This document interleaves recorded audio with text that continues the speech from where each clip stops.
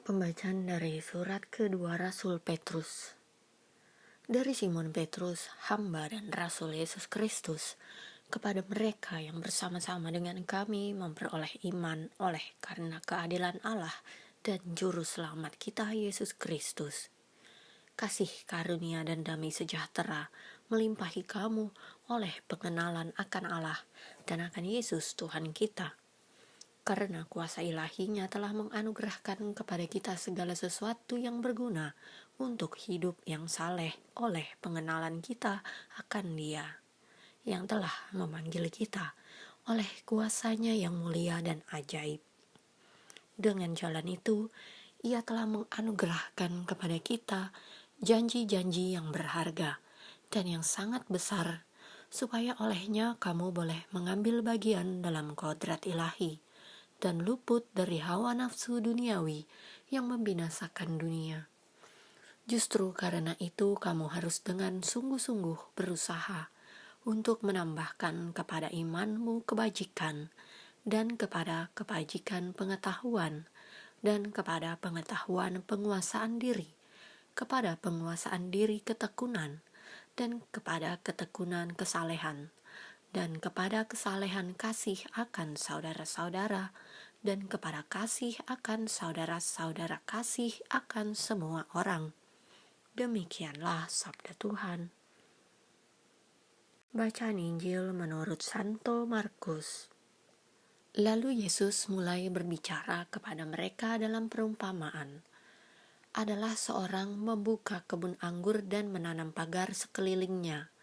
Ia menggali lubang tempat memeras anggur dan mendirikan menara jaga.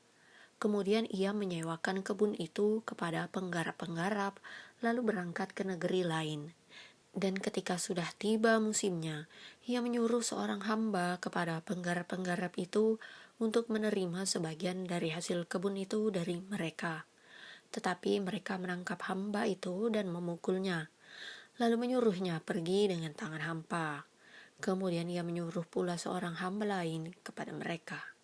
Orang ini mereka pukul sampai luka kepalanya dan sangat mereka permalukan. Lalu ia menyuruh seorang hamba lain lagi, dan orang ini mereka bunuh, dan banyak lagi yang lain. Ada yang mereka pukul dan ada yang mereka bunuh. Sekarang tinggal hanya satu orang anaknya yang kekasih.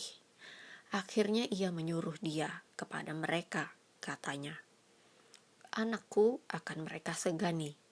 Tetapi penggarap-penggarap itu berkata seorang kepada yang lain, ia adalah ahli waris. Mari kita bunuh dia, maka warisan ini menjadi milik kita. Mereka menangkapnya dan membunuhnya, lalu melemparkannya keluar kebun anggur itu. Sekarang apa yang akan dilakukan oleh tuan kebun anggur itu?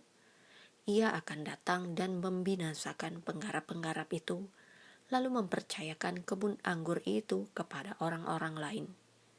Tidak pernahkah kamu membaca nas ini?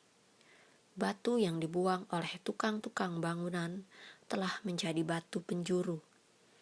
Hal itu terjadi dari pihak Tuhan, suatu perbuatan ajaib di mata kita.